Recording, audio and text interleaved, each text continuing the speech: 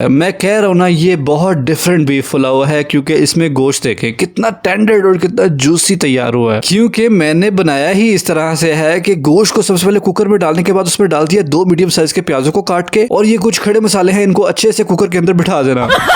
टमाटर, हरी मिर्च का पेस्ट, सूखे धनिया का पाउडर, लाल मिर्च पाउडर, नमक और 1 गिलास पानी डाल के इसको अच्छे से मिक्स करने के बाद जब ये पकने लग जाएगा ना, फिर इसके ऊपर कुकर का ढक्कन लगा के प्रेशर सील कर देना। 20 मिनट के बाद जब ढक्कन को खोलेंगे तो परफेक्टली हमारा गोश्त जो है वो गल गया है यार। इसको उठा के हमने एक कढ़ाई में निकाल दिया। यहाँ पे हमने इसकी करनी है भुनाई। तू चलते मैं आई।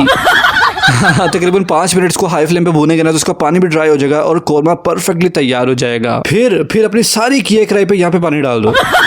मेरा मतलब चावल पकाने हैं ना, तो 4 गिलास इसमें पानी शामिल करेंगे और 2 गिलास चावल जो हमने पहले से भिगो के रखे हुए थे उनको भी जाके इसमें शामिल कर देना। 1 टीस्पून जीरा और 4 टेबलस्पून दही शामिल करने के बाद इसको अच्छे से मिक्स कर देना और इसको पकने देना। ठीक है, बस अब इसको आपने पकने देना और पानी ड्राई हो जाएगा। ठीक है, जब ये कंडीशन बन जाए, ये देखिए नमी इसके अंदर है, अभी नीचे है, तो इस पॉइंट पे हमने दम लगाना है। लेकिन उससे पहले कुछ गार्निशिंग इसके ऊपर करेंगे ना, हरी मिर्चें, हरा धनिया और खूबसूरती के लिए थोड़ा सा टमाटर स्प्रिंकल करके ढक्कन लगा देना। और शुरू के 5 मिनट आपने मीडियम फ्लेम रखनी है और उससे अगले 5 मिनट आपने लो फ्लेम रखनी है। तो टोटल 10 मिनट दम लगाने के बाद जब ढक्कन को उठाया तो इसकी खुशबू भाई साहब लेवल सुपर से भी ऊपर। तो इसको डिश आउट कर लेंगे। माशाल्लाह जी, जबरदस्त हो गया। तो इस संडे आप भी ये वाला बीफ पुलाव घर पे बनाओ, खाओ और सब्सक्राइब करके जाओ।